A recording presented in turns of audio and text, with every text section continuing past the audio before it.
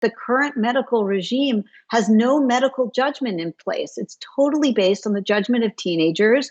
And the doctors are told to affirm, affirm, affirm, meaning they have to agree with the teenager's self-diagnosis. So there's no checks in place. So the current medical regime is really not safe for teenage girls. Look, I interviewed, a lot of giants in the field who don't agree with it and are not affirmative therapists. But affirmative therapy says we start from the conclusion. We know that we're going to agree with that a young person who says they're gender dysphoric, we're going to agree that that's the right diagnosis. We'll affirm them as transgender. And the only question is, when do we get started on the medications? And, that's just not medicine. Medicine is an evaluation of risks and benefits.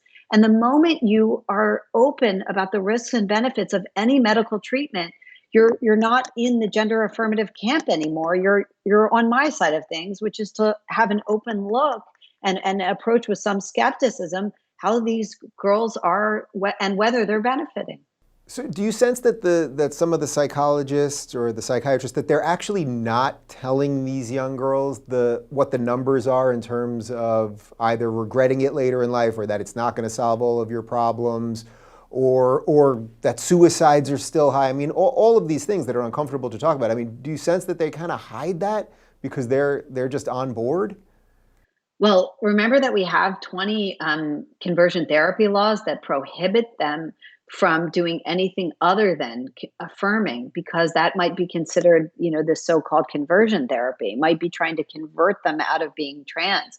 Now, So of course, in essence, they can lose their license. They could lose their license. I had watched every scientist who has ever, and many of whom I interviewed in the book, who has ever, come out against affirmative therapy, who's ever come out and said, hold on, what's going on does seems to have a lot of peer influence, or have said this isn't real therapy, there's no oversight. Every scientist who's done that has been canceled, and sometimes they've lost their jobs. And very often they've been really caught off guard by the vitriol and the frankly bad faith on the opposite side. So I at least had the benefit of their example. And I was a little bit more prepared for that. Yeah, you can imagine the sort of threats I get, but I would just say that, look, I know a lot of transgender adults at this point, and then I try to say this in every interview because it's really true.